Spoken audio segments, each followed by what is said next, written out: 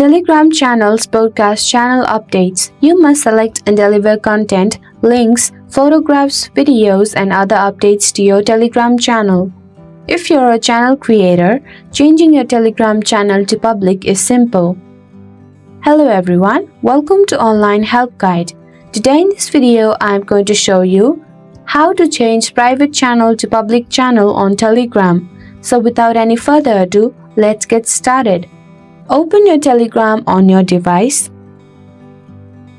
Tap on the channel you would like to make changes on. Tap on the profile or profile name of the group. Tap on pencil icon at the top right of your screen. Tap on channel type. Tap on public channel. Now tap on public link and type the link you want.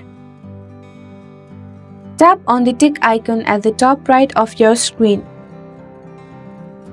There you go, the simple steps will show you how to change private channel to public channel on Telegram. Thank you for watching Online Help Guide. Hope this video was helpful. If it was, then hit the like button and comment down if you have any questions or feedback. Also, if you are new to our channel, subscribe and hit the bell icon so that you don't miss our upcoming videos.